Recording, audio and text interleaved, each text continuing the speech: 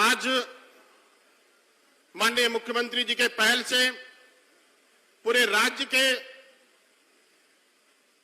सभी पदाधिकारी, चाहे जिला में बैठने वाले पदाधिकारी हो, प्रखंड मुख्यालय में बैठने वाले पदाधिकारी हो, आज आम जनता की बात सुनने के लिए जो किसी कारण बस मुख्यालय नहीं आ पाते थे, प्रखंड मुख्यालय नहीं आ पाते थे, आज सरकार के सभी पदाधिकारी एक एक घर में जाकर के लोगों की समस्या को जानने और सुनने का कार्य कर रही है। प्रखंड मुख्यालय के बाद पंचायत में तो कैंप लगता ही लगता है, लेकिन जो भी पंचायत में भी लोग नहीं आ पाते, वैसे असहाय लोगों के घर में भी पदाधिकारी जाकर के आज के दिन में पेंशन देने का कार्य कर रही है, हरा कार्ड बनाने का काम कर रही है, राशन कार्ड बनाने का काम कर रही है और उसे आधार से जोड़ने का काम कर रही है। इसके लिए मैं माननीय मुख्यमंत्री जी को कोटि कोटि बधाई देना चाहता हूं, धन्यवाद देना चाहता हूं। आज पूरे राज्य की जनता, पूरे राज्य के गरीब गुरबा आपकी आभार प्रकट करना चाहता है। जो आप लोगों ने ऐतिहासिक कार्य, जो यहाँ के लोगों का सपना था, झारखंड वासियों का सपना था, झारखंडी कहलाने का सपना था, आपने उसको पूरा किया। पूरे देश में अगर बंगाल चले जाइए तो बंगाली कहता है मैं बंगाली हूं, महाराष्ट्र चले जाइए तो महाराष्ट्रियन हूं, बिहार चले जाए तो बिहारी हूं, लेकिन हम झारखंडी कैसे कहलाएं, इसकी पहचान आपने 1932 के खतियान को ला करके आपने पूरा करने का प्रयास किया। इसके लिए झारखंड के राज्य की तमाम जनता, खासकर युवा, आपको अपनी ओर से आभार प्रकट करना चाहती, धन्यवाद देना चाहती। और निश्चित रूप से आपने अगर झारखंडी कहलाने का पहचान दिया, 1932 का खतियान दिया, तो यहाँ के युवाओं को और आने वाले दिनों में नियोजन नीति बना करके उसमें उसको कैसे लाभ मिले, इसका भी चिंता आप ही को करना पड़ेगा माननीय मुख्यमंत्री जी। आज कोडरमा जिला हो या पूरे राज्य की जनता हो, आपने एक ऐतिहासिक कदम, जो यहाँ के सभी बच्चों का मांग था, यहाँ के बेरोजगार युवाओं का मांग था, यहाँ के जनप्रतिनिधियों का मांग था, यहाँ के सभी राजनीतिक पार्टियों का मांग था, आपने ओबीसी में 27% आरक्षण का साहसिक कदम जो आपने उठाया है, यहाँ के युवा आपके लिए बहुत बहुत आभारी है, सभी विद्यार्थी आपके लिए बहुत बहुत आभारी हैं।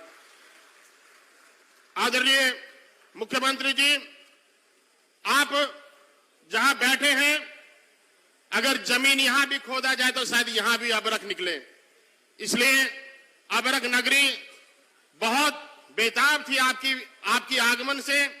चूंकि यहां का एक बहुत चीर परिचित डिमांड है, मांग है, ढीबरा आंदोलन हमेशा चलता रहता है। यहाँ के व्यवसाय, मुख्य व्यवसाय यहाँ के ढीबरा व्यवसायियों का, गरीब गुरबाओं का, जंगल में रहने वाले आदिवासियों का, जंगल में रहने वाले गरीबों का, जो ढीबरा चुन करके अपना जीविकापार्जन करते थे, उसको प्रशासनिक दृष्टिकोण से बंद कर दिया गया है। मैं आग्रह विनती करना चाहता हूं कि हमारे जिले का पेट भरने का, गरीबों का पेट भरने का मुख्य प्रशस्त मार्ग है, वो आप अगर उसे चालू कर दे तो निश्चित रूप से यहाँ के गरीब गुरबा बहुत आभार प्रकट करेंगे। माननीय मुख्यमंत्री जी, कोडरमा पत्थर व्यवसाय के लिए भी जाना जाता है और आज कमोबेश यहाँ पे सभी व्यवसायियों का लगभग क्रेशर और खदान बंद है। मैं आग्रह करना चाहता हूं कि आप लीगल तरीके से कम माइनिंग लेने में हो या क्रेशर लगाने में हो, कम से कम लीगल तरीके से, जो उसमें पर्यावरण का बार बार अड़चन आता है और क्रेशर ध्वस्त करना पड़ता है, प्रशासनिक दृष्टिकोण से उसको ध्वस्त करना पड़ता है, लोग काफी बेरोजगार हैं। एक क्रेशर में सिर्फ क्रेशर का मालिक नहीं जीता, उसके साथ साथ उसमें मजदूरी करने वाले मजदूर जीते हैं, ट्रैक्टर चलाने वाले जीते हैं, कंप्रेसर चलाने वाले जीते हैं, और आज कम से कम 20,000 लोग यहाँ पे बेरोजगार हो गए।